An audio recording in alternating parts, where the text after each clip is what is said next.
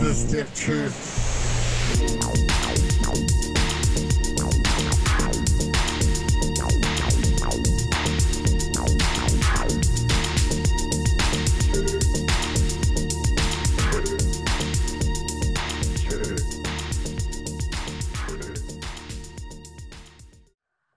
Welcome. I am Bob West. I am here with Scott Casanova, and this is the Stiff Truth. How you doing, Scott? Oh yeah, hell yeah.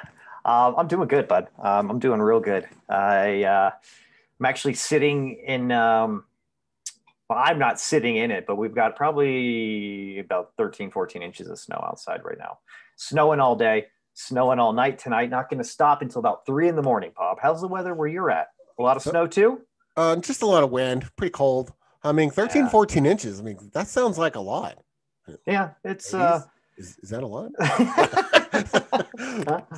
Is that average? Is that above average? Is that It's slightly above average. I would say getting to the practical joke, scary kind of so size. You got practical joke snow outside of your yes.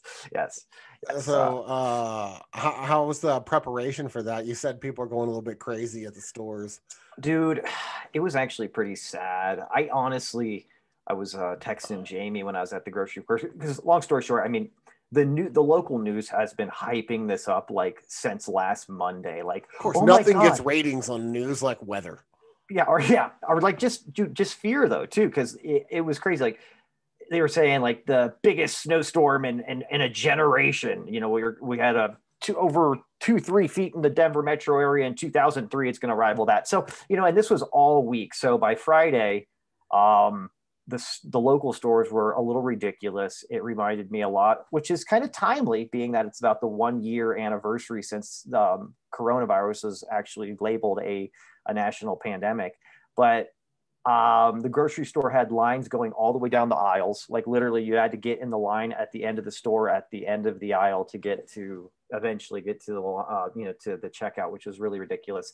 They were out of most bread. They were out of milk and orange juice, pretty much, besides just a couple of things here and there. Same thing with like the meat department and everything. I was like, Jesus Christ, people, it's literally like a weekend of snow. You don't need to stock up for a month. It's 2 days, maybe 3 days of like trying not to drive somewhere. But people just they were panic buying, bro. So it was a little nuts. But here we are. It's okay. Well, it's pretty interesting too, because we live in the Rockies, and in March, when you get a late storm like this, we all know what happens like the day after the storm leaves, right? The sun comes out and the snow's gone with it. Within a matter of a day, it's gone, because it's March.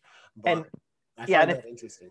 And if anybody knows the Colorado area, we do this every single year. It's not like a fresh new idea to have big, wet, heavy snowfalls in March and April. We'll probably get like another couple feet in April at some time too. It's very typical. So yeah, I thought it was interesting. I think people are just they've got like a little bit of a knee-jerk reaction with any kind of perceived fear.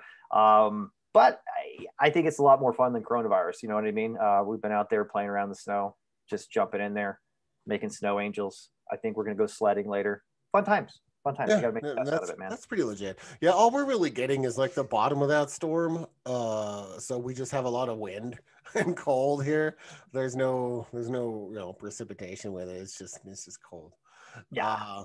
But that's okay. Where do you stand on the emergency provisions? I was at Costco the other day, and I'm going through, and I'm just like, 72 hours worth of food for 4 people for $60. That seems like a pretty good deal. What if I should just get a handful of those so that we don't ever have to like panic buy supplies? It's like at the worst case scenario. So worst case scenario, we'll just I thought I had a stroke there. Worst case scenario, we'll go ahead and dip into our MREs so I don't have to stand in that line today, because I don't feel like doing it. But I almost pulled the trigger, and I was like, well, next time I go through, I'll grab one. Yeah, I've seen that at Costco too, and I've thought about it, and then I never pulled the trigger. Honestly, I think things are going to be okay. But funny enough though, to kind of prep for what could happen, trees going down, knocking down power lines, maybe getting the power knocked out for a while where you can't rely on the microwave, or even my oven it's electric oven. You know what I mean? I don't have a gas oven or anything like that. So I got like a tank of propane for my secondary grill. I'm one of those assholes that has two grills. Hey, your other one's not a grill. It's a smoker. That's right. Yeah. I will fight any man that says otherwise. but honestly, I was thinking about cooking with the Traeger. It's not possible because you got to plug that bad boy in. You know what I mean? But right. We do have a fresh thing of propane just in case the power went out and we still needed to warm up the food. So I don't know if we need to go that far yet, but it's not a bad thing to have, you know? So, and I don't know about you, but just watching what happened in Texas, and I know we're not Texas. We have regulations. We're actually on a shared power grid. But just watching what happened in Texas makes me want to, maybe I should go ahead and get that generator. I can take it camping. I can have it on the ready just in case we ever need it. It's not like a bad thing to have, dude, but it does seem, right, when everything's going well and you're not thinking about worst case scenario stuff, right. It does seem a bit excessive to buy a generator, but in instances like this, it'd be really advantageous to be like, oh, give a fuck if the power gets knocked out, trees, not, whatever. I got my generators. Get out there and kick that bad boy up. Have a few things of gas in there too. Plus, when you're camping, how sweet would it be to just plug in the hot plate and do up some pancakes and eggs and bake it real quick without any fuss? That'd be pretty nice too. So I think I'm going to go ahead and grab one of those ration boxes, and maybe I'll go ahead and do a TikTok and do an unboxing, and we'll go through it. Okay. That'd be kind of cool, right? Yeah. Now, speaking of TikTok, my friend, let's talk about your Friday.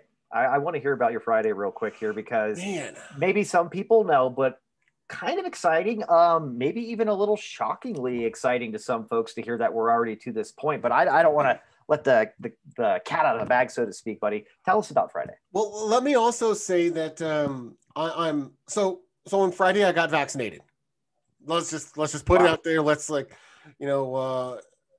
bury the lead. Yeah, nothing. Get to the story. But I did record a lot of it.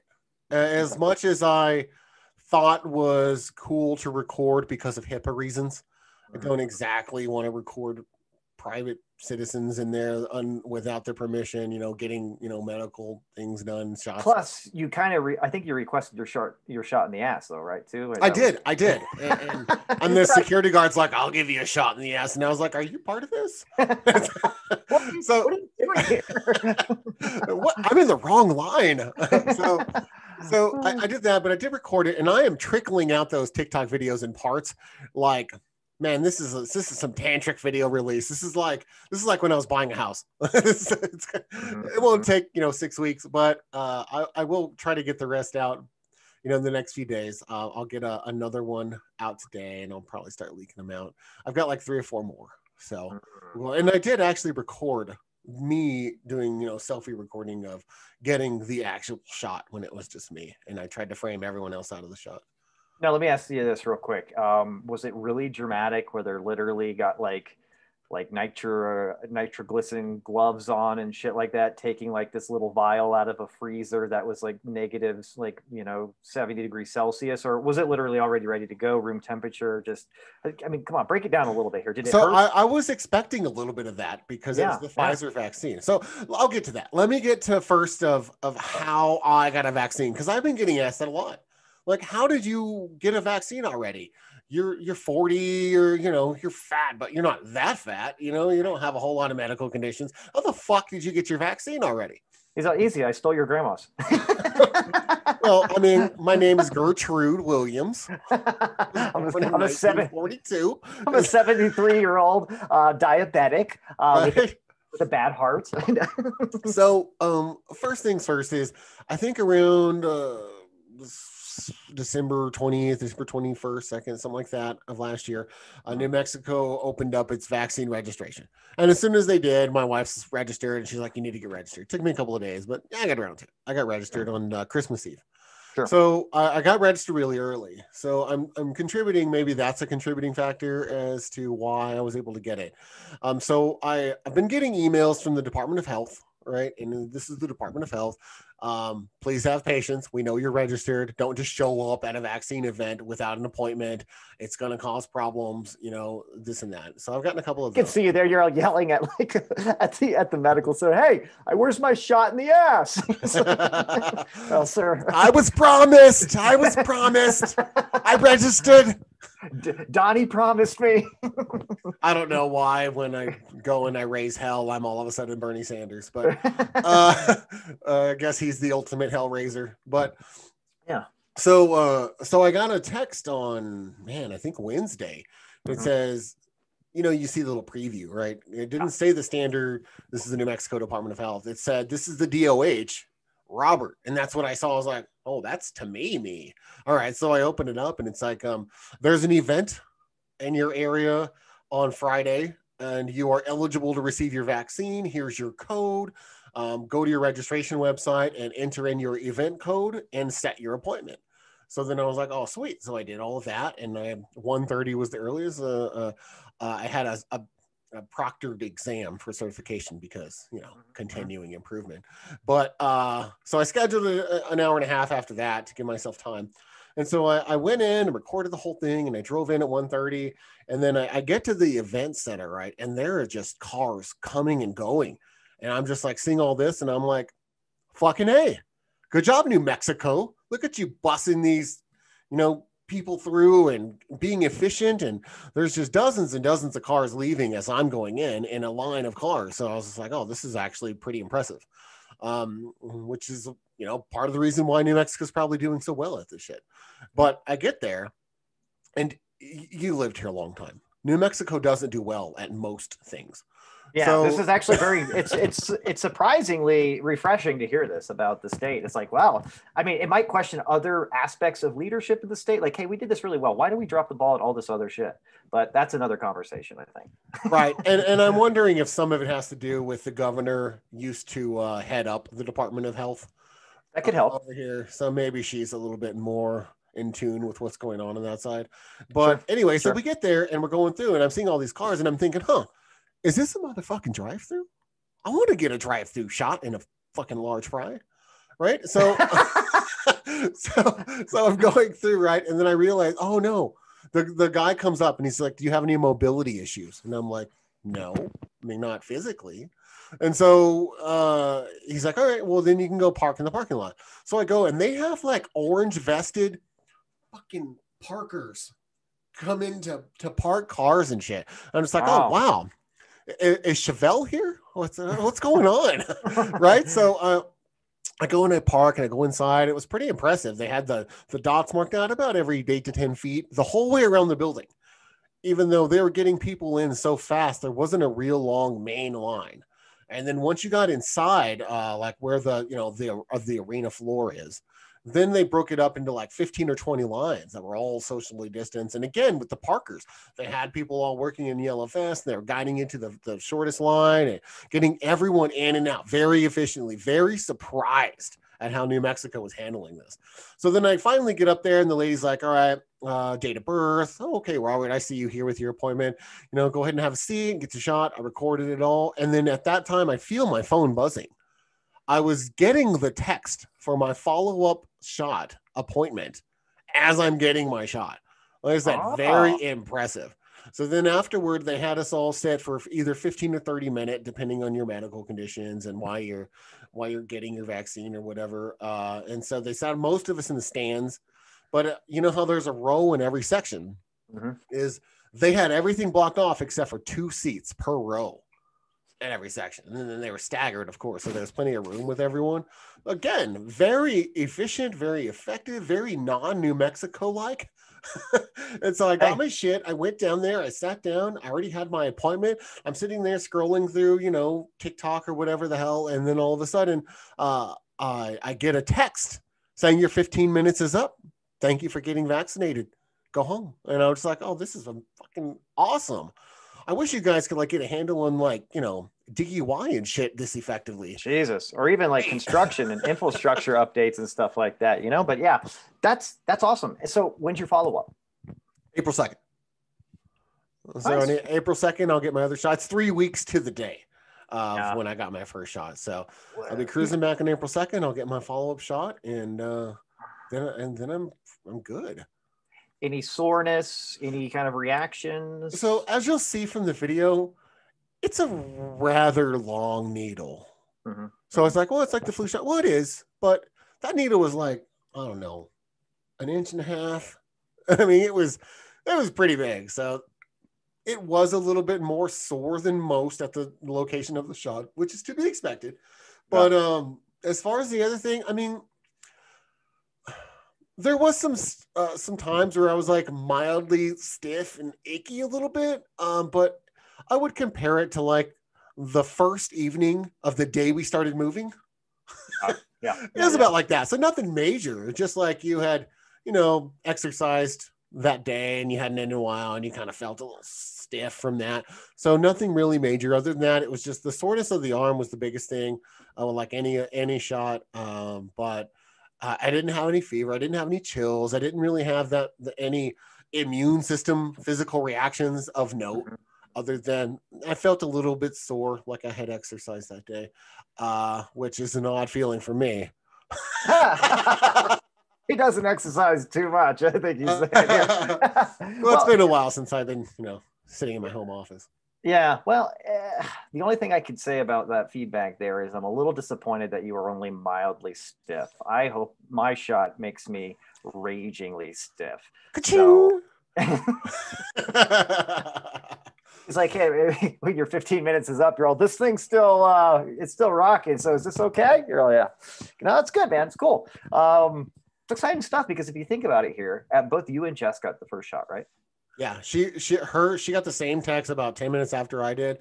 And she scheduled her an hour after me so that we could, switch with the kids and have time for me to come back and all that. And we staggered it out that way. So I'll tell you what, this seems like it's maybe a little bit ahead of the game, but I've even seen the news kind of make a little bit of a shift in their, just their coverage on the entire pandemic. There seems to be more rhetoric now about us seeing the light at the end of the tunnel. Like we're getting there. Like this is going to be over pretty soon, at least as extreme as it was over the past year.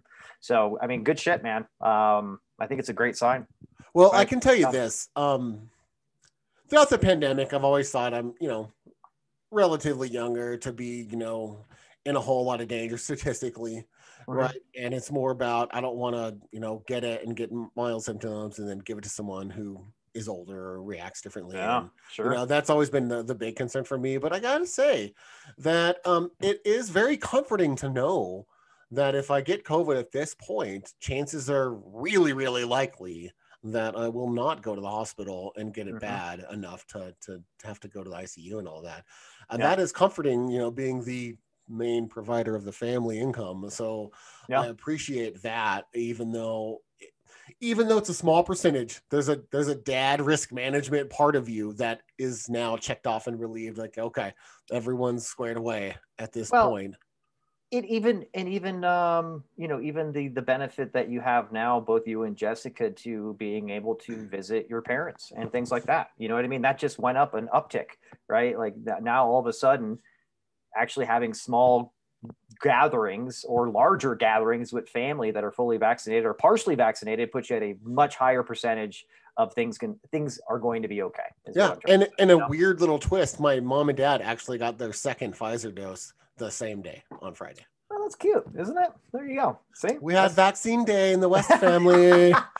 It's like an anti-vaxxer's worst nightmare. You're celebrating your whole family in different states on the same day.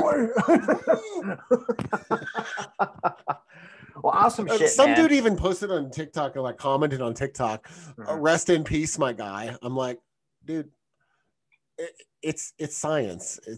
This isn't political. Hey, you know what? I don't care. Stop listening to the politicians. Start listening to the doctors. Worst things could happen, Bob, and you could be one of those, guys that wins the lottery by being the first and only person to have a major adverse reaction to the vaccine, but you haven't. So there's that. You know what I mean? But hey, all good stuff. You had mentioned something too. I think you've probably been getting in there. New Chevelle album. Pretty nice, isn't it? I've got to admit, I haven't listened to it yet. Oh, you haven't? I haven't. I keep forgetting to put it on when I have time, and I've been really busy. A lot of things have been going on in the West House, kind of post-move stuff, but I will get to it, and I'm excited because Chevelle's one of my higher liked bands.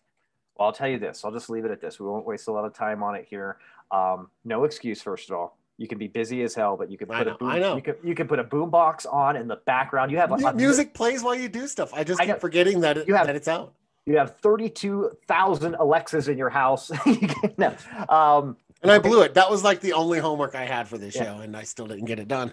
Well, you've been busted in front of everybody now. But no, great album, beautifully blended with, I mean, elements of Tool, which is a big influence of Chevelle, and then their own unique sound that, I mean, has been just this has been pumping since the early 2000s. I don't know if you remember, but I think their second album, there's like 5 or 6 songs that were all like huge, like #1 hits on the radio, which usually is means it's kind of like played out like Nickelback type stuff, but it's not. Great stuff. Everybody get out there. New Chevelle album kicks ass. If you don't have some kind of streaming service, I'm sorry about that. You can check it out on YouTube as well.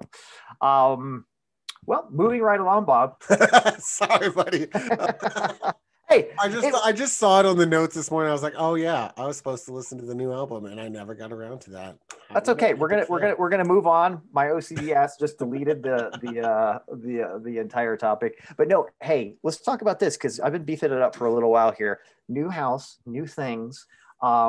Looks like you got some new hardware too for getting back into shape, as you were talking about a little bit earlier. Yeah, what do we got going on now? I did, and it actually came yesterday.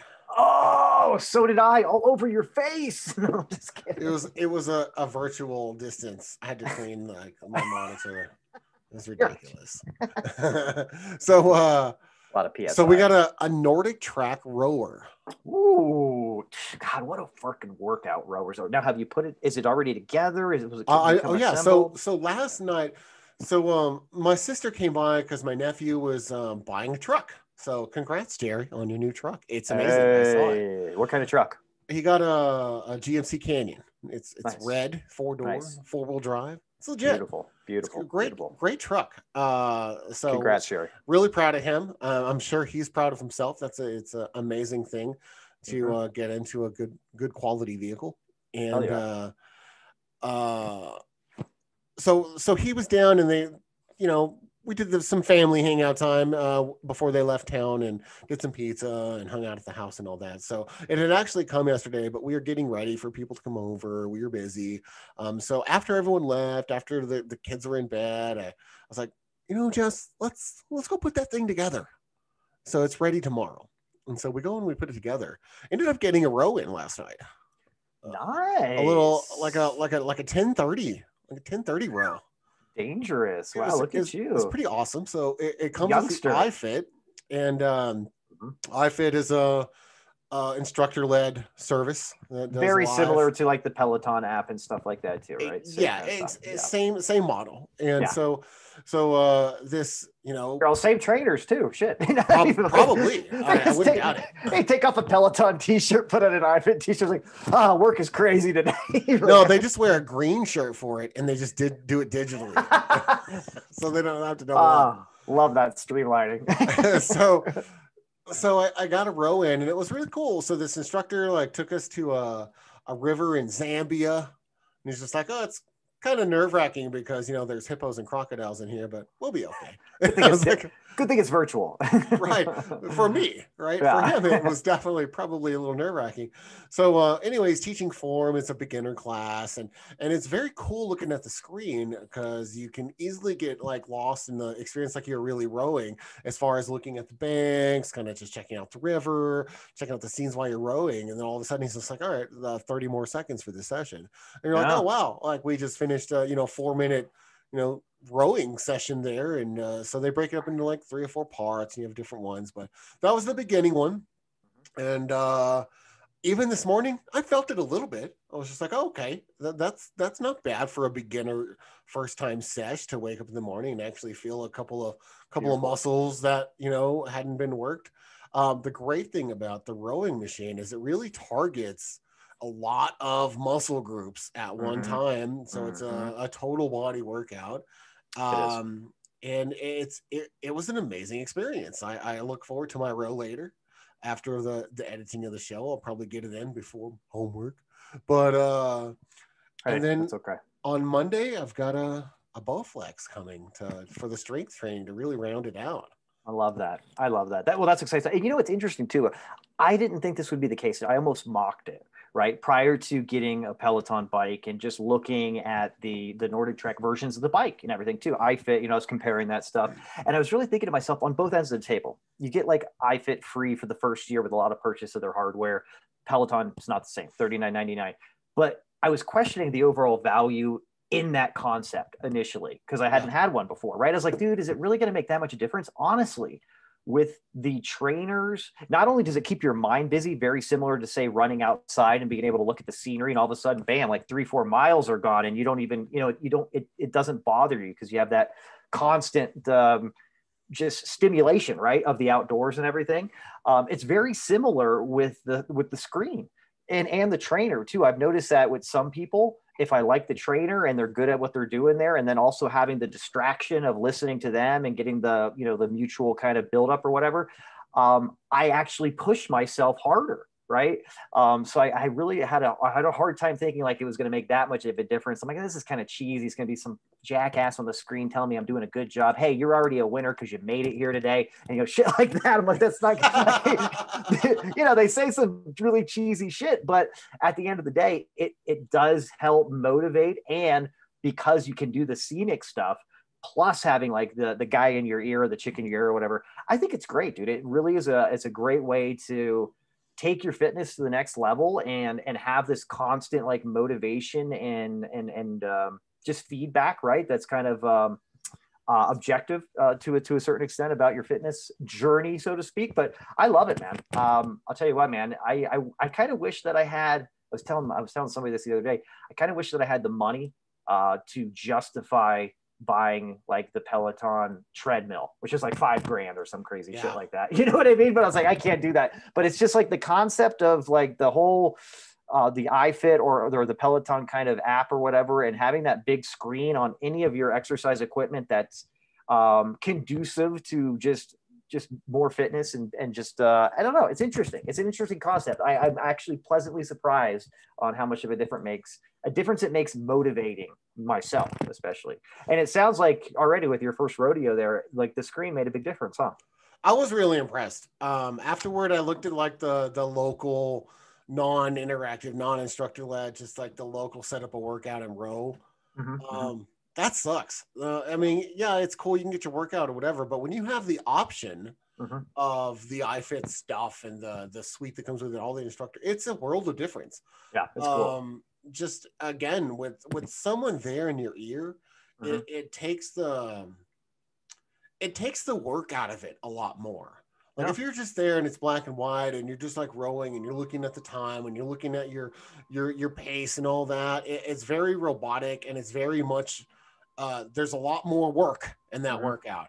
But when you take it and your instructor led, it takes a lot of the work out of your workout and it makes it more entertaining, more pleasurable, more distracting. So it's much easier to I think achieve your workout goal and keep your pace and all that on more of a subconscious level. I'm excited for all the other stuff. Jess is ordering some mats to do beautiful. Yoga and strength stuff because they do a lot more programs than just the rowing, dumbbell work, whatever you want to do. They do HIIT training, you have the Peloton. There has a whole list of stuff. If you're motivated, and this is what the beauty of, and if people are like, man, you spent a lot of money on that Peloton bike or blah, blah, blah, blah, blah, or, getting the Bowflex in the rower, not cheap endeavors. But if you think about with the virtual kind of instructor training program experience, this is very robust right now in this day and age with technology and otherwise the way they developed it.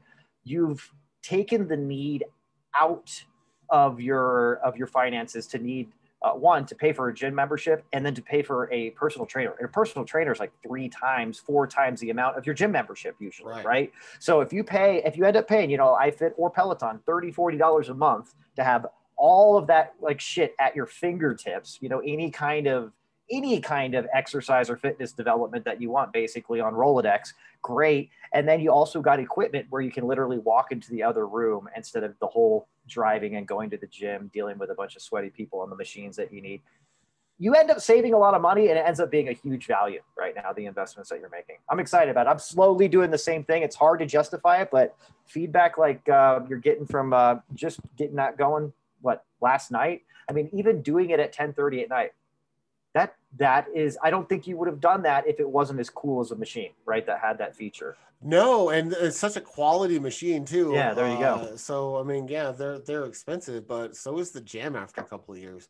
Like, oh, dude, you think about it. You throw away, like, if it's you and your wife or something like that at like a decent health club or something like that, it's usually $100 to $150 a month, you know, and you don't get any of that equipment. You got to bring all your own shit and everything too. And if God forbid you actually need some guidance and you're not already a fitness guru that specialized in it in college or something like that, you get a personal trainer, then it's like $50 to $100 a session. Some of them go by the hour. I was going to say it ups your bill to like $400 or $500 a month. There was a time when me and Jamie were going to a health club, a nice health club, right? And I was doing HIIT training from a gym instructor, right? Or a fitness instructor, like 3 times a week, both me and Jamie. And you're right. It was about $400 or $500 a month for fitness, which is well worth it. But if you think about all that money you could have been putting towards equipment and for this kind of stuff, you'd have an entire gym in a couple of years, like at your house, all the machines that you need. Yeah. And then the iFit, just like the Peloton service, their model's a little bit different. So the Peloton's like $40 a month, right? iFit's basically the same thing, except for it's $400 a year. Right. It's really hard to find that price. they don't like to advertise it because it looks daunting when you just look $400. Fuck that, yeah. Right? But when you really break it down, it's actually like $33 a month or something. So yeah, it's totally worth it. And just what you get out of it, and just the motivation of having someone there, like, you're doing great, keep doing it, keep working on your form, focus on these core muscle groups when you're doing it, and it keeps your attention and your focus where it needs to be.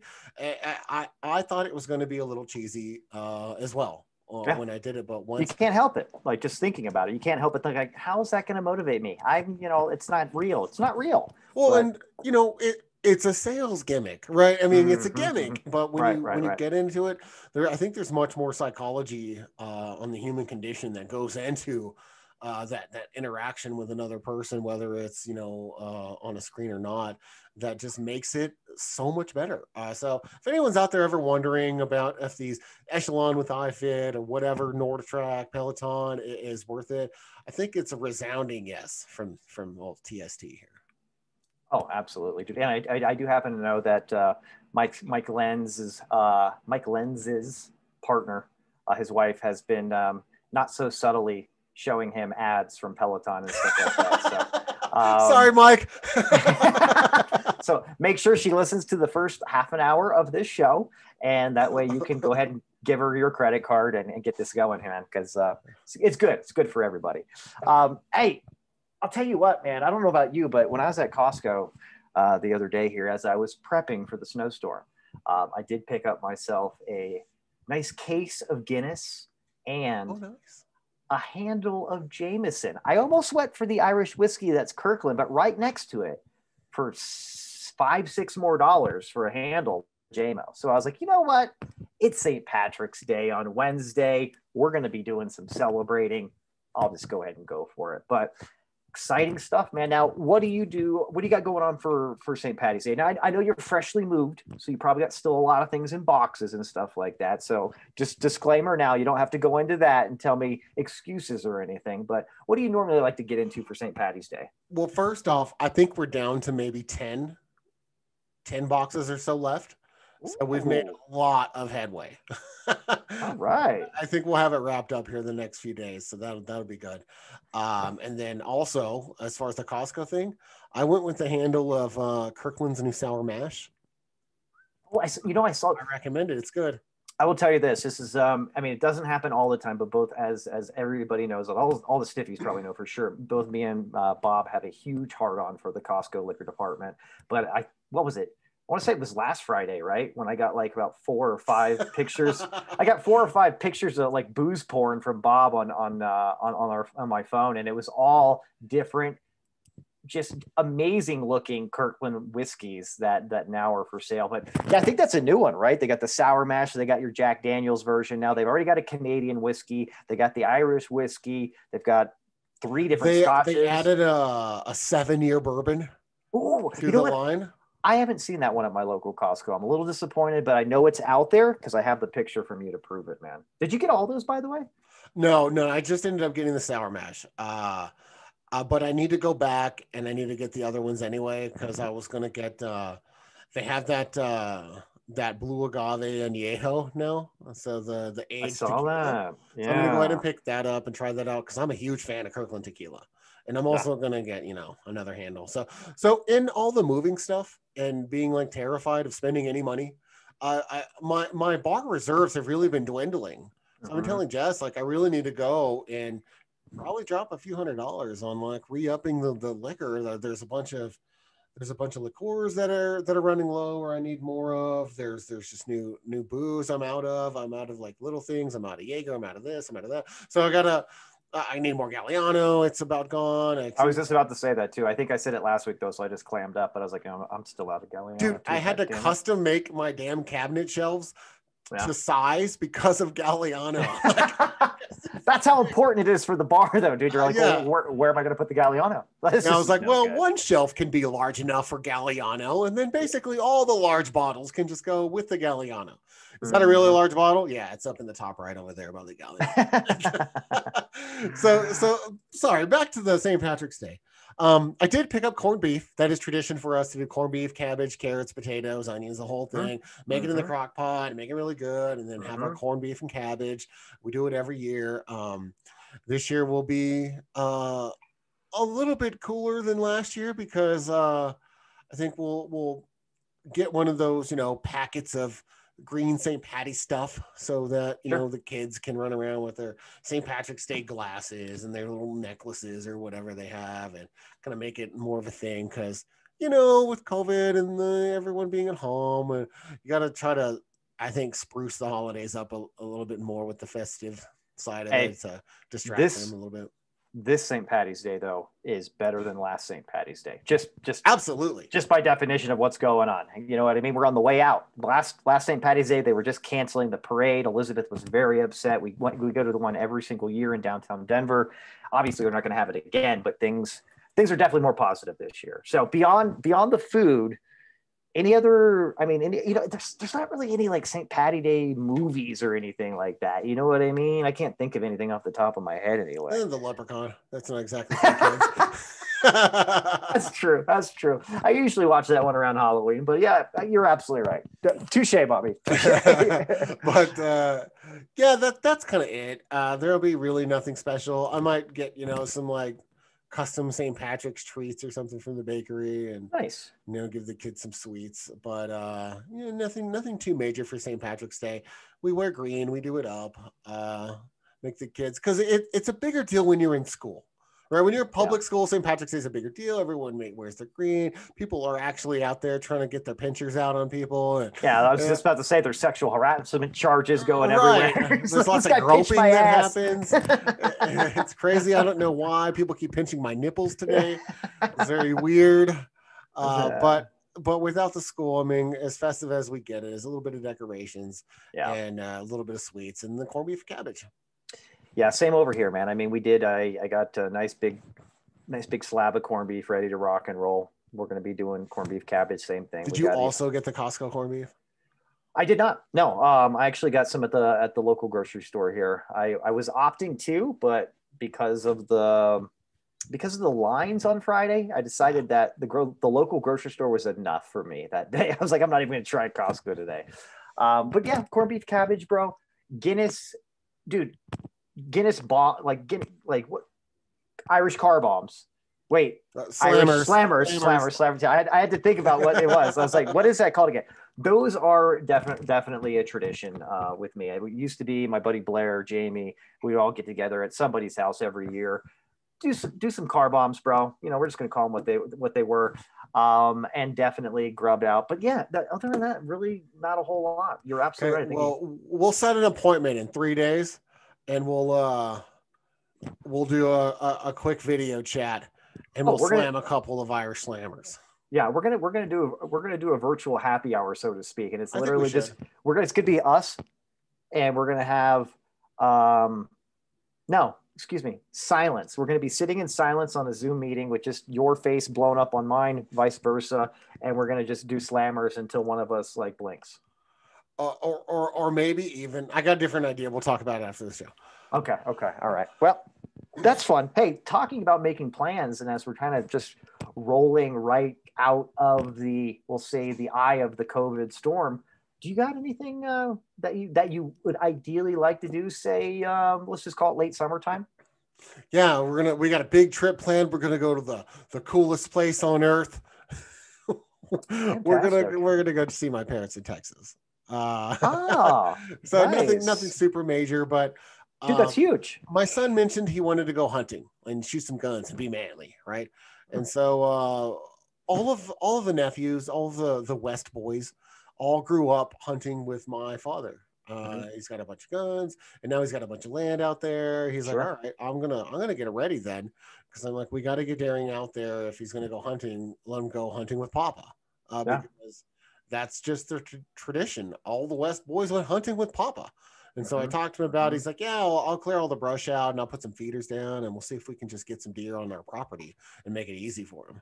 And so that way we can, lure them in with oats and corn and shoot them while they're eating. That's what's up. But that is what's up. And at least there you're more likely to get something. Here it's rough. You're like hiking through mountains. You're trying to stalk down game. It's just different in New Mexico. True, very true. That's our big plans. Go see my parents. Go back to Texas. Go maybe make a beach trip if it's warm enough still. Nice. We're gonna go a little bit farther, but I mean not dramatic or anything. We're gonna go down to Florida. We're gonna where it's already past COVID anyway. COVID ended 6 months ago there.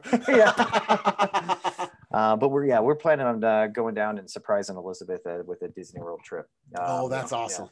Hitting it up, man. I already got the plane tickets. Of course, very optimistic here. Things, who knows what could happen over the next few months, but I'm thinking everything's going in the right direction. So it's going to be exciting. I got some family down there too, a bunch of my cousins and everything. So getting together with them, staying on the beach, got a nice little spot on the beach in the Gulf. You know what I mean? Well, it's going to be nice, but that's about it. I also am planning maybe kind of just like what you're doing too. I would love to go see my pops in Washington. Thinking probably June. So June, July, going to be kind of busy with some traveling, but hey, overdue, right? We've been sitting in our houses long enough, man. Jesus. Yeah. And question, are you still planning on circling back to that cruise at some point with the wife? Yeah. Well, I got my deposit back like when they canceled it. So I don't have anything. I don't have any skin in the game, so to speak, with like getting it done right away. But yeah, I mean, we got the cruise bug. Geez, about a year and a half ago, we were planning a couple of them. One with my pops, and then one just her and I on a little Mexican Riviera. But that's definitely on the horizon too. I just think it's probably going to be pushed out a little bit. We're probably looking 2022 for something like that, but you know what I mean? I got enough going on here for this year where I'll probably be just tired of, I honestly don't think I could take I don't know if I could take like 3 or 4 vacations within a year. I just don't know if I'm built that way. I'm too much of a workaholic, dude. Yeah, we don't do a whole lot of vacations around here either, but how American. Yeah, I know, right? Work 60 hours a week, put ourselves in the grave early. It's the American way, baby. Heck yeah, it is. So, speaking of putting ourselves in the grave, oh boy, this got real dark. I think Governor Andrew Cuomo's career is headed there. Looking tough, dude. Have you been paying attention to what's going on in New York? I mean, I just want to know that. I just want everyone to remember that like 6 to 8 months ago, when I was like, well, I think Cuomo is actually like doing a pretty good job of, COVID and getting on top of his, epicenter outbreak that he had in New York City and all of this. And you said, and I quote, Andrew Cuomo is a piece of shit. I did. Yeah. So, Yeah. and I want to know that, I want everyone to know that Scott called it. I did. Totally called it. I'll tell you what, dude. And here was the funny thing. I thought for a while, and we talked about this on last week's show, I thought this was, one of the talking points of conservative news, right? Is like, let's really dig in and let's get everybody to focus on what's going on with Andrew Cuomo. But since the genesis of that, boy, everybody's kicking this can down the road now, right? You got CNN, MSNBC, ABC, NBC, all of them are going after it right now. And it's very real right now that not only did Cuomo, and he's in a lot of hot water for potentially having some numbers fudged, and we'll just say not counting as many deaths as there actually were in New York nursing homes because of the decision he made to send positive COVID patients back to the nursing homes, which, as I think we all know now, the number one fatality variable was being elderly pre-existing conditions in a nursing home. So he's taken a lot of shit for fudging those numbers. And now we just had the 6th woman come out with allegations of sexual harassment, that some of these go back now very recent, up to I think 10, 20 years ago. But it's looking very grim for him. And as you know, I'm absolutely I'm fine with this. I think it's about time, because something else that I learned is Cuomo, the family name, kind of Kennedy-esque in American politics. I think his dad. There's the damn Cuomo Bridge in New York City. Yeah. It's named off of his dad. Yeah. Mariano Cuomo, another one, you know what I mean? But again, there was, and I saw a report a couple of days ago. Apparently, Cuomo has fucked up a decent amount with every single job he's had in the public sector, including governor, and all the way back to the beginning of his career. But a lot of these things were never really looked into or publicized through the media because of his name. So you got a lot of people. His dad's revered in New York. Yeah, again, he's like a Kennedy. The Cuomo name is very similar, especially in the Northeast and the New York area. So a lot of things were just gone unmentioned that he had done, and now it got to the point where it's like a snowball effect. You know what I mean? He literally has been kind of a piece of shit politician, a douchebag for a long time. And it finally caught up to him, and this giant snowball that has been accumulating snow over the past 20 years is smacking him in the face. But yeah, there's calls for not only a lot of local New York-based New York congressmen, but New York senators too. You've got AOC and Chuck Schumer now all coming out saying that he should resign, or he should be removed from office. Pelosi refused to take a stand on it when she was interviewed, but that's fine, whatever. She said she has zero tolerance for sexual harassment, but didn't really say, if he should do anything. She said he should make the right choice. He should look within himself and make the right choice. I was like, you're not going to find anything inside that piece of shit. But anyways, yeah, it looks like the wise thing to do here would be for him to step down, but it doesn't look like he's going to do that, Bob. In fact, he's quoted saying, I'm not. This is I will tell you this. I think this whole thing will end with him resigning. And I don't think he's going to do it right now. I think he's going to do it when the legislative body in New York presents articles of impeachment. I think that's when he's going to resign instead of getting thrown out of office. So as far as the impeachment goes, I mean, we already know that the sexual harassment things, that's going to be very hard to prove. That's going to be very hard to prosecute. It's going to be very hard to this and that. But here's the other thing. It's going to be very hard, which is the horrible side effect of the Me Too the Me Too movement, is anybody can come out and say this and he's tainted, right? He's tainted forever. So it might not be a lot of weight, but it's going to damage his reputation for the rest of his life. So beyond all of that, take the sexual harassment and the personal stuff aside, he needs to get impeached and removed from lying about COVID. Yeah, this is true. And while he's over there literally condemning then President Trump, right, about not reporting COVID numbers and all not taking it seriously. Right. He's over there doing his own fucking bullshit with his own COVID numbers. And so I think that on its own merit is enough to remove him from office. I mean, 100%. it's never the mistake, right? It's always the cover up. And this guy made the mistake and cover up all happen with a lot of intent and purpose and direction, right? This was all him. It was led by him. He needs to go. So I think at some point the New York Senate is going to impeach him. And before that happens, I'm pretty sure he's going to resign. One thing's for sure, his political career is now over. Regardless of if he gets to last his term or not. He won't get voted in again, and he won't be able to do anything else. You know, it's really interesting that you say that too, because I was listening to something I want to say this about 3 or 4 days ago too. Bill de Blasio, the mayor of New York, which again, in my mind, another piece of shit. They hate each other. They've always been at odds, right? And obviously de Blasio has a lot to say about him, stepping down right now, of course, but which is so interesting to me. Like, both these guys, I think, are a little bit delusional and think they're politicians. Yeah.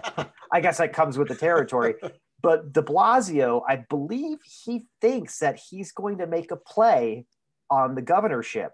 But everybody in New York fucking hates him too. So it'll be interesting to see how that plays out too. That could be a fun little shit show to watch as well. But it's interesting, man. I think it's a good thing. This is something that is getting bipartisan support, right? We've talked about things previously that get bipartisan support, and always that should wake everybody up a little bit. Like, hey, I don't care what side of the aisle that you're on. Everybody thinks this guy's a piece of shit now, and there's evidence that he really is a piece of shit. He needs to go. So, well, and both Democratic senators of the state of New York have asked him to resign. I mean, both. So you got Gillibrand and Schumer have both said, it's time to resign. Like it's quickly piling up, and there comes a point in time when you, for your party, need to do what's right, because now you're tainting the party. It reminds me of that Senate candidate in I want to say it was Georgia, Alabama, about that dude that had all these allegations about like sleeping with like a 14-year-old girl. Sure. Having this inappropriate relationship with this little girl. And he wouldn't like give up the candidacy. Right. And just keep running and running and running. I forget the name of the dude, but it was in 2016. So there comes a point in time where you have to cut your losses and do what's best for your party, or leave the party. All right. That's just how it has to be. And I think that Cuomo was at that point where if you want to keep fighting, that's fine, but he should probably leave the Democratic Party if he's going to keep fighting, because it's pretty obvious that he's already fucked up and had a hand in killing a bunch of old people. Right. And so, and not reporting the numbers correctly and making it, and I don't even know why. What's to gain there? Your numbers were already gaudy to begin with. Why would those, few thousand people or whatever change anything for perception reasons? It just wouldn't. So it doesn't make any sense to me. But yeah, I really think that he's done. The New York Times just came out with a huge expose article about him, about the sexual harassment stuff, but also about the culture of Andrew Cuomo's environment for the couple dozen years, just under his leadership in general. And it was pretty damning, right? And so I just don't see what this guy's fighting for at this point. Are you just fighting to finish the term? Because it's obvious you're never going to get elected for anything ever again. It literally appears to me that he's trying to wipe his hands clean and like never take any kind of accountability, or he's never shown one iota or little slice of remorse or guilt or accountability for anything that he's done. He's a constant finger pointing at everybody else but him. Every time he's got on there, like what you think should be an apology is him like just again redirecting the blame towards somebody else. It's interesting. So I almost want to say that this guy is delusional enough to think that he is never wrong. He's always done things for the right reason, that he literally may think he's completely innocent of everything. Well, and it's kind of a narcissism, sociopathic, behavior, right? Is the whole, well, I'm never to blame because I'm amazing. I do everything right. Except for that you do everything wrong and you're just saying you do it right. I mean, obviously, I'm in a position of leadership, right?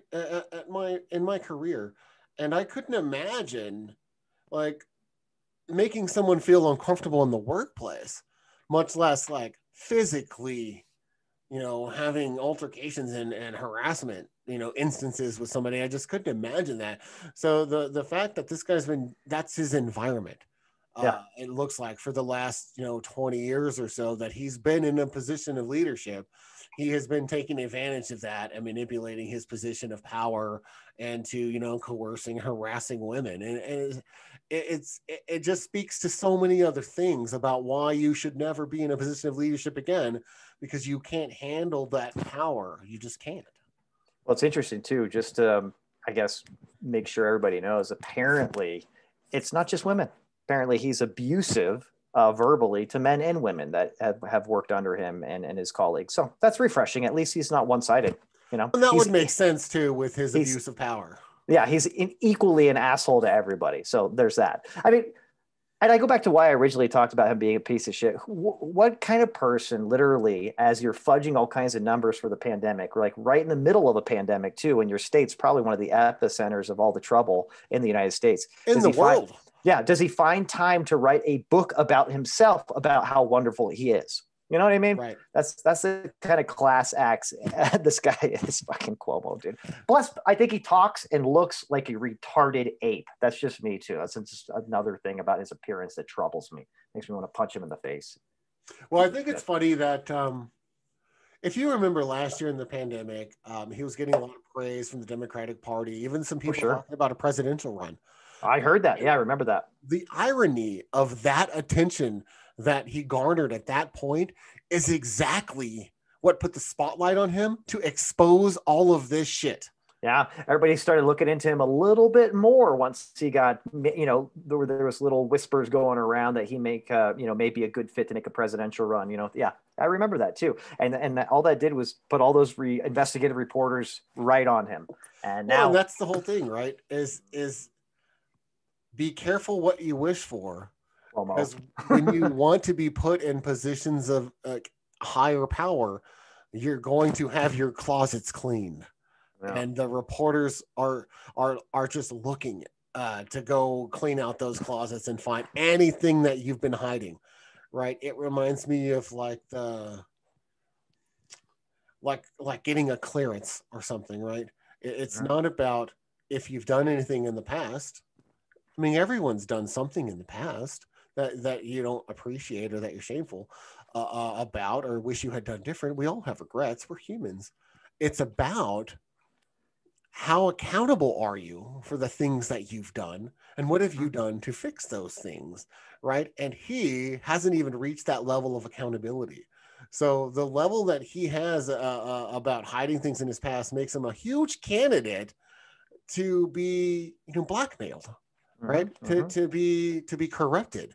And that's why you don't want someone that can't admit their past in positions of the government like that, especially Cuomo, even to this day says, I've done nothing wrong. All right. Well, these like half a dozen women that you've like emotionally scarred disagree with you. And anyone that had a grandparent die in these nursing homes in New York disagrees with you. And even when he's been exposed, he's unwilling to confront those bad decisions. And very odd. Very similar to our boy Donnie. You know what I mean? Interesting. Interesting in how similar those two are. Right? And how much they hate each other. In the media, they hate each other because they are each other. One's just a dirtier Italian version of the other. And a little bit shorter. and it's funny because they're both from New York.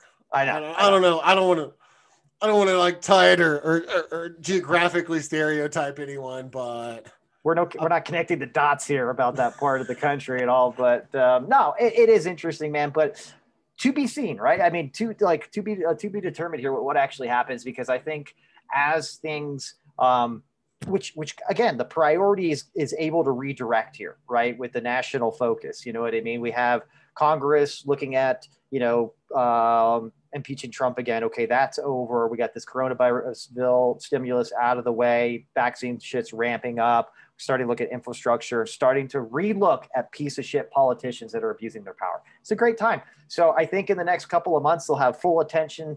And like you said, we'll see if they draft up articles of impeachment in New York. Fantastic. If they don't, the clock is ticking for the motherfucker. You know what I mean? I mean, he's not going to make it past 2022. No. And speaking of kind of something you mentioned, it looks like they are heading, like we've talked about in previous shows, they are heading towards that infrastructure bill next, which makes perfect sense with our recovery plan. As far as, all right, people can get vaccinated and start, getting back to normal. The very first thing that we should do is get taxpayer funded infrastructure rollouts and provide, hundreds of thousands of jobs or millions of jobs. We need to pump a lot of money into optimizing and repairing mass transit, in general, and roads, all kinds of shit. So yeah, it's gonna be a good time. People have to drive to work on roads that work too. You know what I mean? Yeah, and then there's just like the power grid. Well, I think Texas internet beefing up, I think, is on the list too. I think what happened in Texas, if there is a silver lining there to a lot of the poor folks that went through that crazy freak storm there, is that was also kind of an area, I think, that, like you just said, the power grid, that definitely needs to be re-examined on a national scale too, because there's a big talk about moving away. We talked about it before too, so I won't go too much into it. But big talk about moving away from fossil fuels and nuclear power and all that stuff. But I think that has to be kind of reintroducing the conversation too. If we're going to strengthen up our infrastructure, we have to have reliable energy and so on and so forth beyond just repairing the power grid. Right. And true risk management and future proofing, right? And that needs to be done. So this shoot from the hip shit that Texas has been doing with their power, that's just not how you do it. And it's actual planning with adults, assessing things, risk management, not just people like that say, hey, I think we can make some money here. Yeah, I understand it's a capitalist society, but there's still future proofing and risk management that needs to be done, especially when you're talking about public works. Yeah. Well, I'll tell you what, I know we were going to hit another one, but I think my alarm just went off for when I have to have my my 1 p.m. cocktail on Sunday. It's a standing alarm on Alexa. Well, I say we go get a cocktail and move back into what we were going to talk about. I think that's good. I think we need to get lubricated. Okay, let's do it up. All right. Cheers, Scotty. Oh, cheers all the way. Cheers to your tits. Cheers for fears. Oh, that's a great band. Cheers for beers. Cheers. Recline that thing all the way back. With a nice little bottle of bubbly.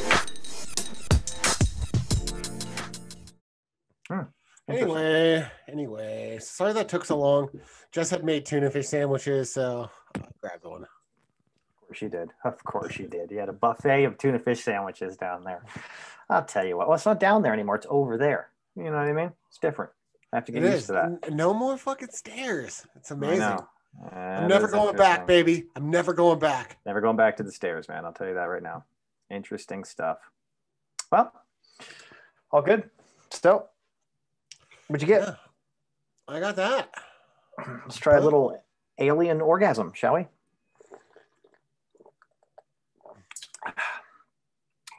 That's good. It is good. I mean, there's nothing in there, but it's good. That's okay. I have to drive in a little bit. I know we say that because we like them stiff, but just so everybody knows, it's a little bit of on the lighter side of our drinks. But an Alien Orgasm is literally 3/4 of an ounce of amaretto, melon liqueur, and peach schnapps, then equal parts of OJ and pineapple juice. And I heard you give it a nice little shake in there, so good for you. Yeah, and I was waiting, like, as I was going down the list of ingredients, I'm like, so where's the rum or vodka? And at the end of this, and there was never any rum or vodka. Now, I would just say you could probably tweak this by putting an ounce of brown rum in there and an ounce of coconut rum and an umbrella, and this drink is still right on time. Yeah, you could definitely give it a little 1-2 punch. Throw this drink in a coconut. There you go. But it's quite refreshing. Yeah, it's not very strong, but it's a good one, bro. When I saw as the equal parts to top it off with pineapple and orange juice, those are probably my two favorite. Get in there. Yeah, you can't go wrong when your drink has pineapple and orange juice. You know you're going to a place that's tasty. You are correct, my friend. So let's pick up our conversation, buddy. I think we're just going to start getting into, well, actually, some stuff that I heard listening to the Motley Fool podcast as I do on a daily basis. Because we're budding entrepreneurs and financiers.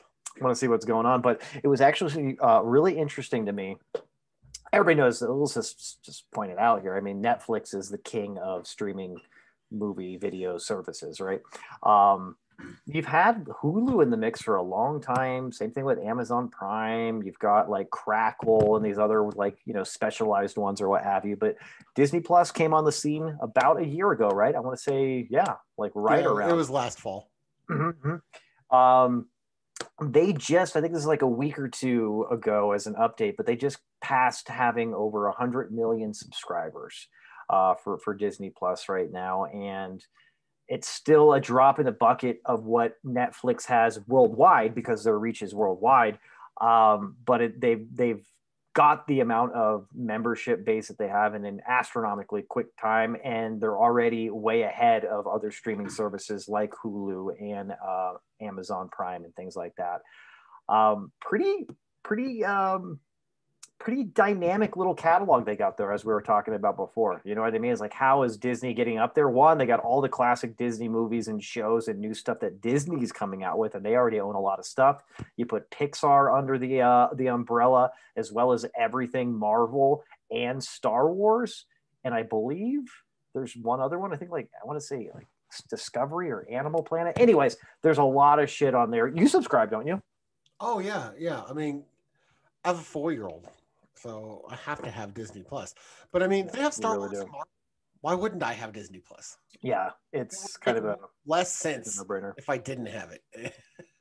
Yeah, it's a no-brainer. It's nominal. I mean, it's $6.99. You really? You have to have it.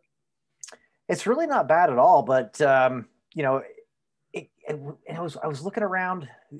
Was it yesterday? Yeah, I was telling you about this. I think pre-show, but. God damn, I mean, Marvel has so much shit on there that just Marvel alone is pretty impressive. I find myself when I get on Disney Plus, just because I'm not really looking for Disney original stuff and I've seen all the Star Wars shit, I find myself on there a lot, especially most recently too, WandaVision. What a great fucking show that was. They just wrapped up season 1. Let's hope there's a season 2. I think they left the door open. Wasn't that a phenomenal show though? Kind of threw me off. If there's not going to be a season 2, there's definitely going to be another movie. Yeah. Like coming after WandaVision ends. Yeah, so I guess we should just say before we get into talking about, more about WandaVision, spoiler alert, anybody that hasn't seen WandaVision and its entirety are going to be a little upset with some of the spoilers that we may talk about here. But dude, I'll tell you, when I started, I think we talked about this too. When I started the show, I was a little bit off put. I wasn't quite sure what I was watching, and I wasn't sure what the rave was about, right? Because I don't think I started watching it at the beginning. I think there were already like 4 episodes in when I started watching episode 1. But like the first 2 episodes, it's like, what the fuck is what are we doing here? Is this like a play on like Leave It to Beaver and like the Brady Bunch, or what? Did you get that too, or did you already know what was going on? Yeah, at the very first, I was just like, well, this is a weird way to do the show. Yeah, right. But then the second one goes, and they start progressing a little bit more, and then by the time the third show happens, they're like in a new house. You know what I mean? And it's very interesting because you can see in the first several shows that every episode they're in a different decade of sitcoms. Yeah. Right. So by the time they're in like their third show, it basically looks like they're in the Full House set. Yeah. Right? Yeah. It's like a 90s show or something, or 80s or 90s show. Yeah. Yeah. It kept moving forward. So you can actually see kind of the progression of sitcoms over the decades for the first several shows. But then by the time like she has the kids and then the kids grow up and that's when they're basically like in their Full House, style house. That's when there's already a lot progressing in the show. But as it's going and you start seeing that time is going fast and she goes to like a pregnancy is now like a 2-week pregnancy, right? Then that's what clues you in as, okay, we're starting to cook with gas now. The storyline is progressing. We're getting out of this weird sitcom kind of life, and it's showing you basically explaining her bubble, that she's created, her safe ultimate bubble. You know what my first red flag is I think it's still the first episode when she invites the two neighbors over for dinner or what have you, and like the one guy's like choking to death or whatever, and then they just like immediately like, oh, okay, well it's time to go, and like everybody just kind of snaps back into character. You're like, what the fuck is going on there? It was interesting though, because I was I don't want to say I was angry and like with disappointment or something like that watching the first one. Like, what is going on here? But I did. I was a little bit. It was a curveball that let me just say I swung and missed what was going on here for a little while. But I'll tell you what, man. God, what a fantastic show, and what an awesome way to tie it into the timeline of to the end of Endgame too. Right? Isn't that beautiful? I mean, I'll just leave it right there, man. I think what Marvel has done recently with their universe, their cinematic universe, and what they've been able to do on a timeline with the same actors has been quite remarkable. I don't know about you. Yeah, and everything fits. Yeah. Everything is on the timeline. Everything. Now, some of that is because it's all from comic books, so the timeline's already written. Right. But it's adapted, create the screenplay for it, and make a movie or a show out of it. Mm-hmm. But they're sticking to it. They're not bending it to try to maximize profitability or change things up or tweak it a little bit so that it's more presentable or that the audience might like it better if no. They already know that their core audience has been comic book nerds, and they will throw a shit fit if they go outside of the timeline and introduce something different. And we've seen plenty of people do it, as they've done it with Star Wars. They've done it with, DC. They've done it in different places. And I think that's where Stan Lee was like, no, just present it. The stories are written. Yeah. Had a hand in most of the productivity up until his death. I will tell you this. I know it's like not a too soon thing or anything like that, but I wish he could have been here to see it progress into a carry on of the timeline in a TV show on Disney Plus. I think he'd be very impressed. I think he would be applauding right now. Yeah. And I also, he probably did know, because this is probably in the works for years, right? Sure. Yeah. No, that would make sense. I think they should still CGI Stan Lee into every Marvel show the way that they've been doing him in movies for the last 15 years. Well, you heard like the rumor that Deadpool was going to take over doing the Marvel cameos for Stan Lee now that he's passed. That'd actually be pretty cool too. I'm up for that as well. Just random Deadpool in every single Marvel movie, like right on, with a nice little dirty joke tied into it. Why not? Yeah. If you're gonna move on, that's the way to do it, man. That's a pretty cool way. I love me some Deadpool. So yeah, that would be great. The WandaVision was really cool. I didn't expect it to end that way, but I hadn't read the Scarlet Witch's comic books. I had no idea. Yeah, me neither, actually. So, I did see an interview about, the comic book nerds kind of explaining it all. And I saw an interview with Jon Favreau also kind of explaining some things about the Scarlet Witch too. So, after I had done all that, then I knew more about the twins. I knew more about her fake little life that she built after Endgame. But the way that it ended was really, really cool. And like we said, if you haven't seen the ending of WandaVision, you definitely need to tune out and catch the rest of the show after you've seen it. Yeah, go watch some porn for a little while right now. Definitely about to talk about the show's finale. Well, so at the very end, when basically the dude that's been trying to get into the colonel or whatever that's been trying to get into Wanda's town this whole time, right? He goes and he's finally rebuilt another Vision.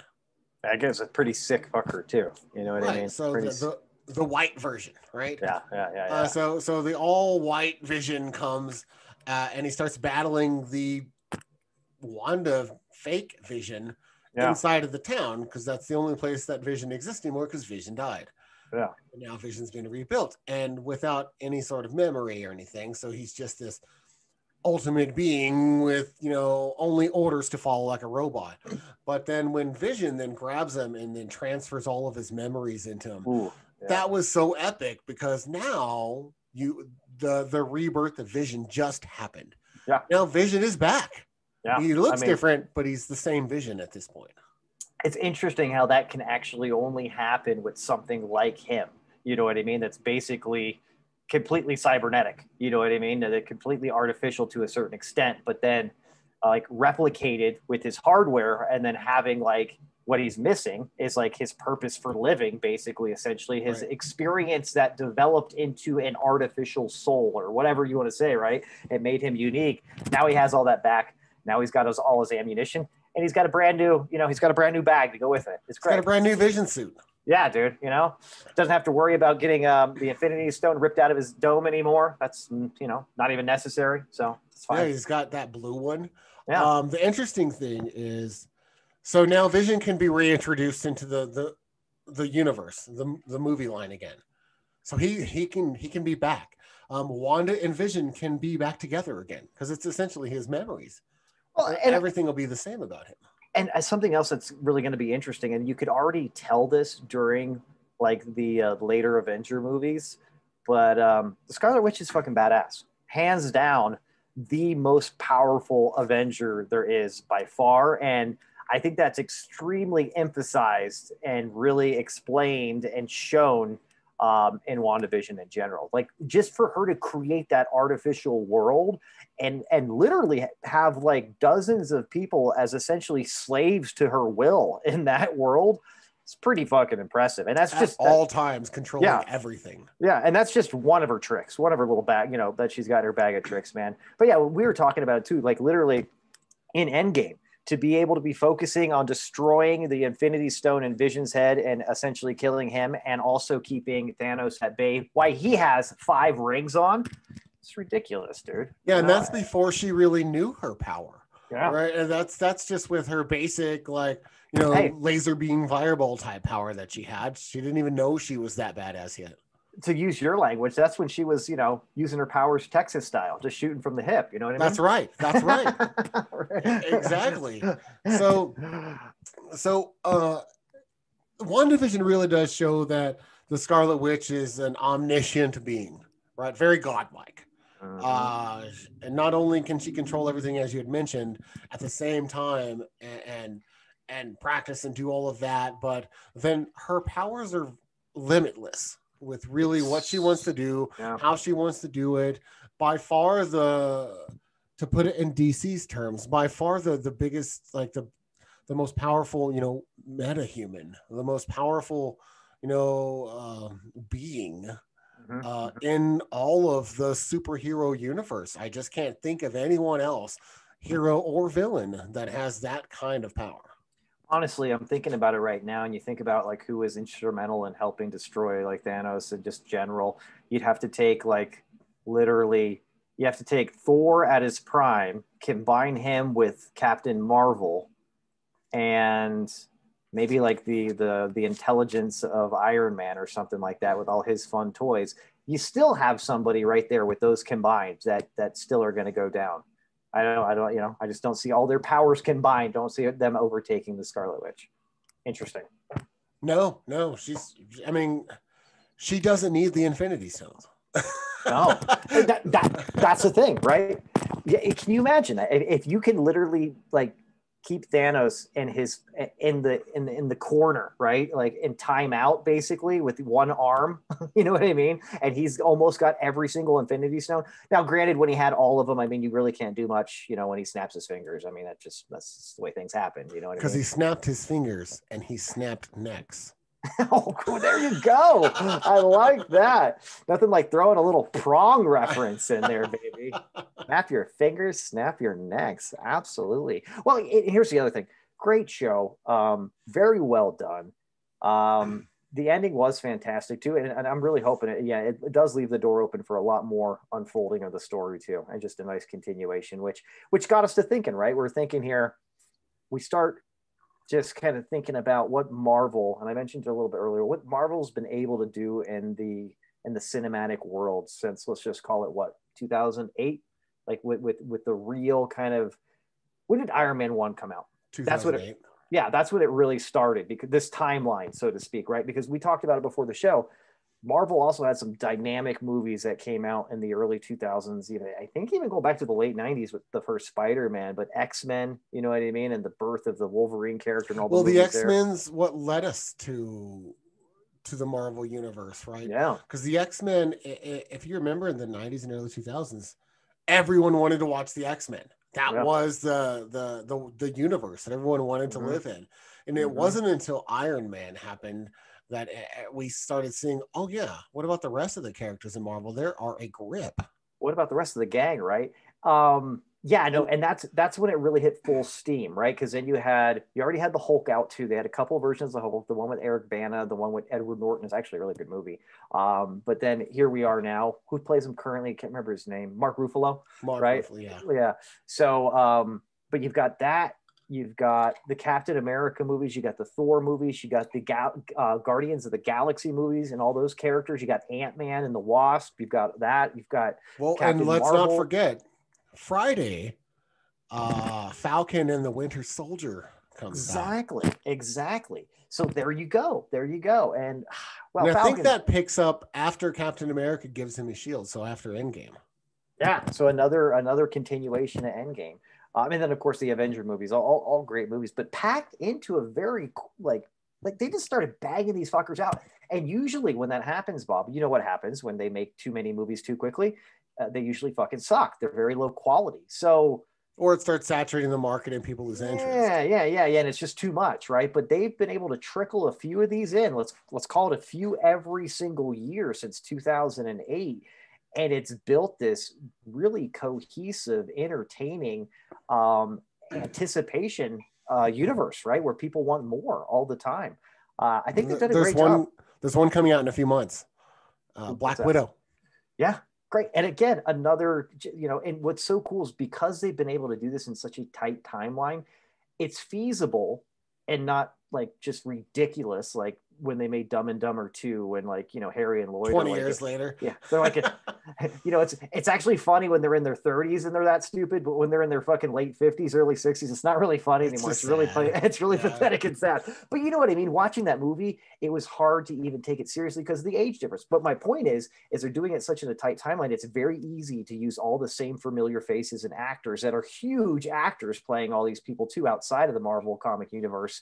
And they can keep that cohesive too, which is beautiful. Because then when you see the reintroduction and characters all kind of combining together in this universe, they're actually the same actors too. So it's just so much more subconsciously familiar to you. You know what I mean? It's great. What did you think about what is his name?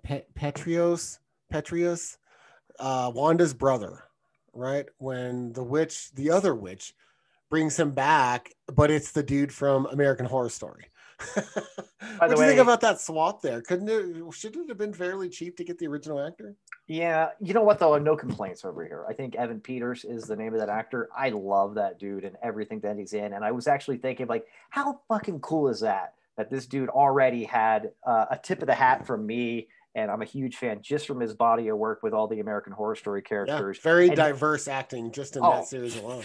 Fantastic actor. And now he's been able to mosey his way into the Marvel comic universe too. I was like, dude, he's got to be super pleased with his life right now. Just as a sidebar, that actor, he's got to be. Yeah, I was glad he was in the show. I just thought it was odd that, like you had mentioned, they've been so good about retaining actors. They've only made 2 swaps that I can think of off the top of my head.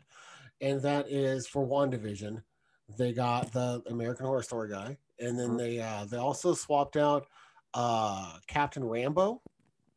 That's not the original actor from Captain Marvel, so they swapped out her with a new one.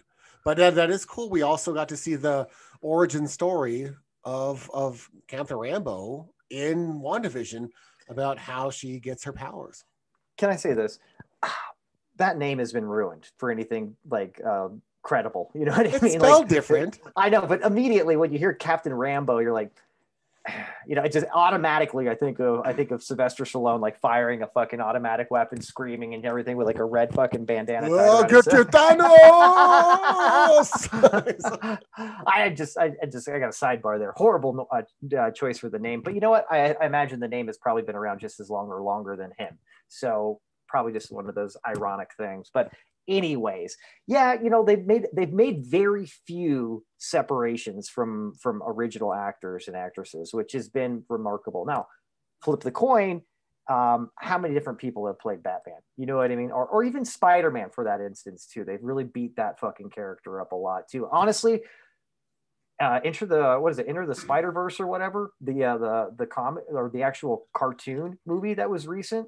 That's my favorite rendition of Spider-Man out of all of them, believe it or not. So I think we may have talked about that before, but that's just how saturated that character market is. Also, I just like Miles Morales as the Spider-Man character. I thought it was very neat to get just like a mixed race kid from Brooklyn or the Bronx or wherever he's from, right? Mm-hmm. And he's bilingual. He has like a normal family instead of the whitewashed Peter Parker that was created in the late 50s or 60s. Right. I thought that was really fresh and really in tune with today to create him as Miles Morales. And I think he's my favorite Peter Parker. He's my favorite Spider-Man just in general. Yeah. I can't wait for a live action. Yeah, it is interesting too. I mean, I say so many Spider-Man movies have been made, but the storyline of the cartoon, right? The what is it? The Spider-Verse? What is it called? Into the Spider-Verse? Yeah, Into the Spider-Verse. Yeah. Yeah, that storyline that there's like all these different dimensions, parallel dimensions that contain somebody that is Spider-Man. You guys give it a little bit of credibility on why they've had so many different versions of it and characters. Or that just, and Miles Morales comes after Peter Parker, grows up into Spider-Man a long time and he actually dies, right? Peter Parker comes out after, or Miles Morales comes around after that from a new incident, right? And then the Peter Parker, obviously from the other dimension or whatever, but trains him and all that. So he still gets trained from Peter Parker, just a different Peter Parker. So very, very cool. Just everything about that show. They did it to where it could fit in the timeline. And they did it to where they can introduce a new character that's more relatable to a lot of kids these days in general. So I just, again, really fresh, really cool Spider-Man. That's my daughter's favorite Spider-Man. We watch all the time. Now, as far as like Spider-Man's go, and this might be a stiff truth topic on its own, but which actor do you like? Which movies do you like as far as like the Spider-Man goes? Because I mean, really, it's probably Tobey Maguire, the new kid, right? Yeah, I mean, it's Tom Holland or Tobey Maguire, really, right? That's his name, Tom Holland, I want to say. It sounds right. Yeah, Tom Holland. Yeah.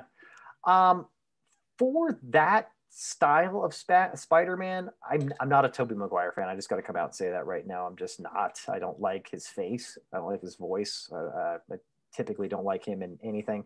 So I'm going to pick the kid. I'll pick the newer kid. I think he's fine. And I think the adolescence, his true adolescence versus Tobey Maguire just looking like a little bitch plays well to him as his character, because I think that version of Spider-Man that he plays is supposed to be a little bit wet behind the ears and youthful and inexperienced, right?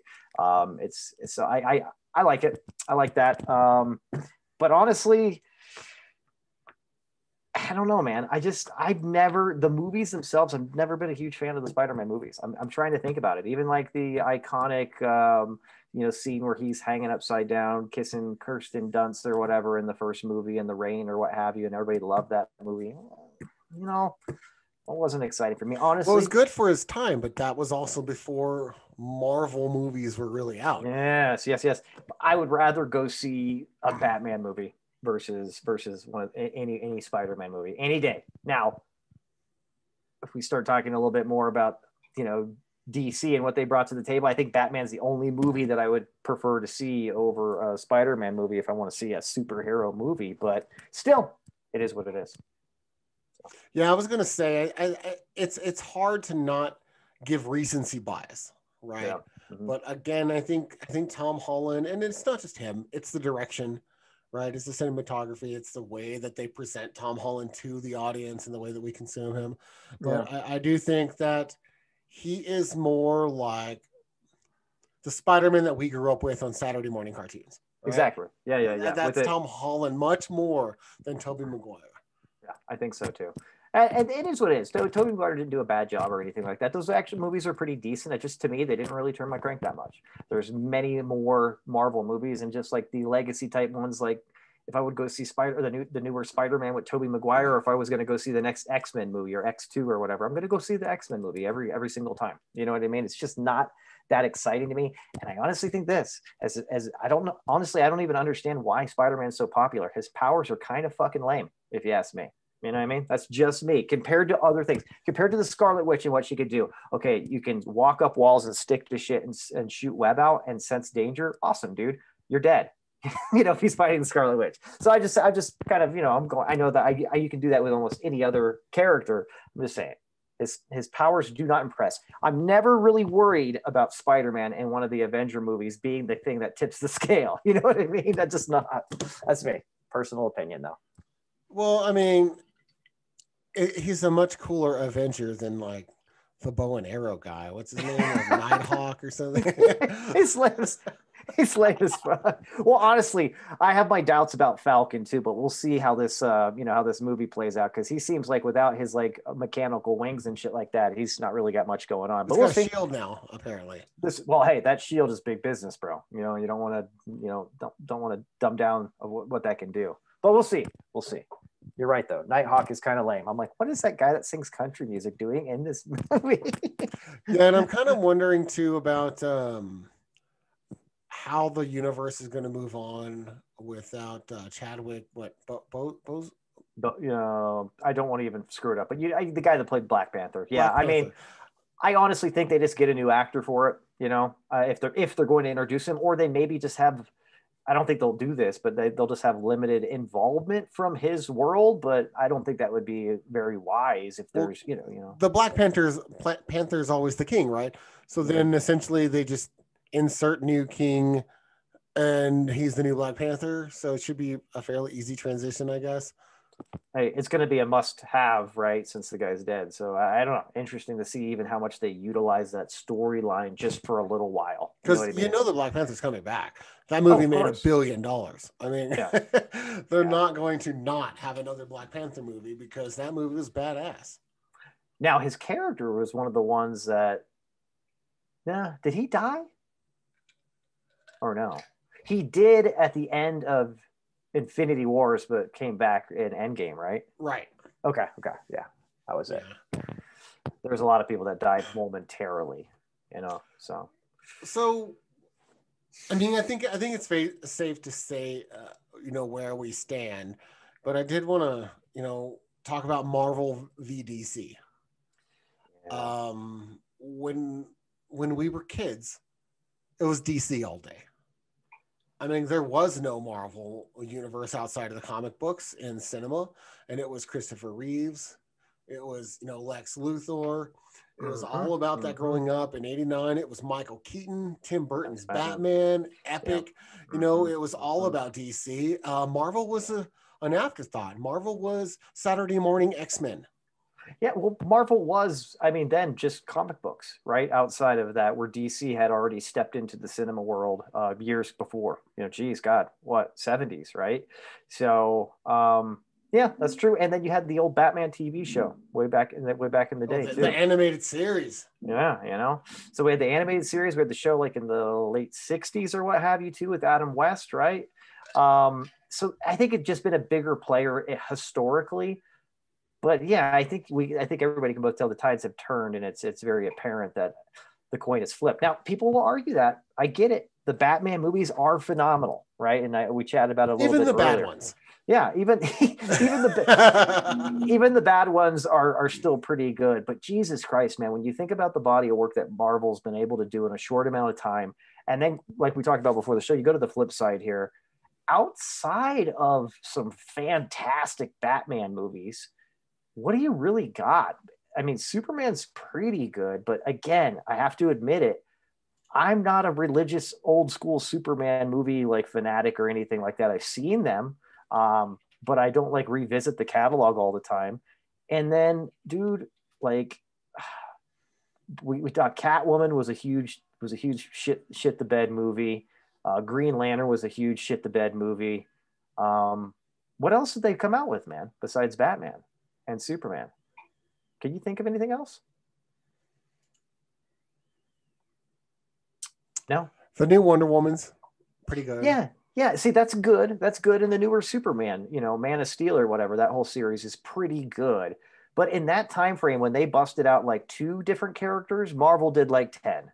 You know what I mean? In the same time period. I don't know. I just think it's pretty lackluster. I think the tables have turned. I think DC needs to get in the game a little heavier if they want to compete now. Because I honestly think the cinematic universe and the popularity that Marvel's been able to build up should be, in my mind, and a little bit here, detrimental to comic book sales for DC versus Marvel as well, right? Because you're going to have more kids getting into Marvel now because of it being perpetuated in popularity through cinema, which is a huge driver for a lot of people. There's some danger there, Bob. There's some danger. Watch out, DC. Yeah, and really, Superman was just kind of an afterthought until Henry Cavill, right? He's the guy that really busted it out and made it relevant again. Looks the part, looks every bit the Man of Steel, right? My favorite actor, people probably say that's blasphemous because of Christopher Reeves, but Christopher Reeves doesn't look like a superhero. I mean, Henry Cavill does. He just looks like a superhero. Especially when he was in the wheelchair. You know what I mean? Right. Too soon? Well, I mean, he's dead, so probably not offending him. Oh, my goodness. I'm sorry. Yeah, and even in like the Justice League with Ben Affleck and Superman v Batman and all that, Henry Cavill like made that show. He's the one that carried that whole program. So, I hope they keep that guy around. I know since he's doing The Witcher, maybe not has so much motivation to do that, but yeah, as far as DC goes, again, growing up, it was all DC. And it wasn't until really, like I'd mentioned earlier, that X-Men started coming out and we're all like, oh, the fucking Wolverine. Yeah, right. And Hugh Jackman was epic as Wolverine, right? That Broadway show Prancer / singer made the most epic, hardcore, nasty, chiseled, ripped Wolverine ever with the sick Wolverine mutton chops and everything. Like, he was a good perfect fit for that role, dude. Perfect fit for that character, 100%. I mean, I think the success of Wolverine cinematically in the 2000s really paved the road for Marvel to fork out the dough to do the rest of these other ones. I think there was already proof of the pudding, right? Like, yeah, we can do this and we can make a lot of money. We can build this. And you know what's funny? Because of that success, they were able to then expand the world into Iron Man and Thor and Hulk and all of that. And that directly led to the fact that X-Men can no longer have a commercially successful movie anymore. They're not the same and people aren't into it. The market has shifted and it's moved over to the rest of the Marvel universe. I don't know if it's because these kids, they just didn't get the X-Men like we did when we were kids. Like when you talked about a comic book in the 80s, that comic book was fucking X-Men. Yeah. And it just was. I mean, yeah, there were some other good ones, but I mean, for the most part, it was all about the X-Men. All right. Right up until the movies came out, and that's why they're so popular, is people had been thirsty for that. But then the success of the X-Men begot the production of all the other Marvel characters and an introduction into the universe. And then that left the X-Men behind. So with our beloved X-Men, we don't really get very good movies. And I haven't seen the Phoenix one that came out a couple years ago, but I'm sure it'll be awesome for like me and you, but it didn't have a lot of success. I have a feeling they'll be circling back with a nice little reboot soon. I mean, it's just one of those things as an investor of probably movies, like for these guys, they're probably like, you know what? That made a shitload of money. Like those 7 or 8 movies that we made, from 2000 to 2017 or whatever, involving somebody from the X-Men or just Wolverine, the Wolverine character in general. Jesus Christ, made enough money. They'll revisit. I've already heard talks about who's going to be the new Wolverine and stuff like that. With nothing really tied specific to a project, just like who's going to be the actor, because we're eventually going to need somebody pretty soon for this. You know what I mean? So that's exciting. Yeah, Hugh Jackman's done. He's already said he's retired as the Wolverine. He's not going to do anymore. He said he's getting too old to work out like that, dude. Yeah, he doesn't have the body type of somebody like Wolverine. He's actually a pretty slender dude. naturally. So the amount of exercise and eating that he did was fucking amazing. But yeah, it's something that you could not do long term without some serious damage to your body. He's like in his 50s now. I Yeah. mean, hey, dude, you made your money. You've danced. You played Wolverine.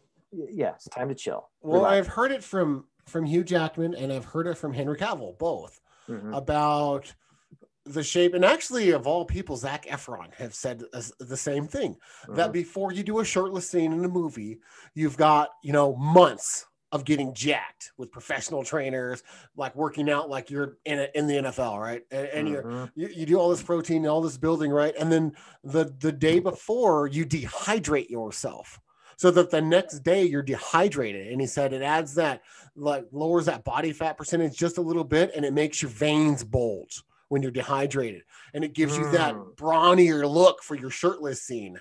But I've heard all three of those actors all say the same thing when they were shooting a scene like that. And like, what rigor that goes in for a single scene in a 1.5-year production. You have to go work out for 10 months. Like an Olympian, to go have that one scene. Now, granted, they make millions of dollars for these roles, and that's where a lot of that money's going to, is to get that kind of effort put in. Sure. But yeah, to maintain that after 50, I completely understand, and it's time for a new face. I mean, he's been Wolverine for fucking 20 years. Yeah, it's hard to believe that it's been that long, but yeah, if we step out of how old we are, it has been 20 years. That's crazy. So, well, Marvel or DC, Scott? Give it to me stiff. I'm going Marvel. Yeah, me too. It's a no-brainer. DC's got to pick up their game. They got to do something besides Batman. And don't get me wrong, too, like the show Gotham, all that shit, it's great, but it's like one storyline, dude. You got to jump outside of the Batman characters and really bring some shit to the table. You're gonna get left in the dust. I think that's what's happening right now, man. And even the Wonder Woman, I mean, it's a cool movie. The second one's plot line kind of fell a little short. The best thing about that movie, I think, is the chick that plays the Wonder Woman. Gal Gadot. Yeah, she's a hottie. But again, got to pick up their game, bro. But that's my stiff truth over here. Is hands down, Marvel's winning. Plus, I used to be a hardcore comic book nerd, and I was definitely more of a Marvel guy, not really much a DC guy. I'm just going to go ahead and admit that too. What about you? Yeah, I'm not a huge comic book guy. I mean, I love comic books. I just never collected them. Never was into it. I mean, our mutual friend DG, you should ask him about his comic collection. Oh, it's impressive. Like number ones, rares. I'm like, awesome. But you should really hit him up about it. I think it'd be impressive. But as far as just the cinema goes and the universe, I'm gonna say Marvel, even though I think I kind of like the villains in DC better than the Marvel villains, just in general. Okay. Because the villains in DC are very human and very fucking demented. And the villains in Marvel are all like supernatural beings or whatever. Sure. Makes sense. I like that. Good call. But yeah, that's about it. And I don't know how we're doing on time, but I think that's about it in general. You are calling it, sir. I think we're right there at the edge of where everything makes sense. And that's where we like to live, right on the edge. Huh? You know what I mean? Of where things make sense. Exactly. Or sometimes it's a little too much and we're the only ones laughing about it. But that's okay, as long as we're entertained. But no, great show. Fantastic show, man. But you're totally right, dude. I think we're done for today, man. Shit, man. What do you got to tell the Stiffies? I know you got something you want to tell them. If you don't want to have to buy a Peleton or a Nordictrack or something of the like, don't let your wives listen to the show. PSA. They're really good though. Again, whatever gets us active and healthy. Other than that, it's the same story. Like us, subscribe us, tell your friends about us. We enjoy doing the show to this day. It's been well over a year and we ain't stopping. Yeah. And I'll throw something else out there too, just to make things a little bit more fun. If there is a really nasty stiff drink that maybe you just want to see me and Bob's reaction having them, let's get some suggestions for some stiff drinks, man. You know what I mean? Not that I don't have a plethora of information, but I feel like I'm just kind of getting a little bit drab and a little bit bored with my selection. So I could use some assistance. So as a homework assignment, which I know everybody likes, give us some stiff drinks to have, some recommendations. But as Bob said, do all the shit that helps us do this more. And we love you all, and we'll see you next week. See ya. Peace.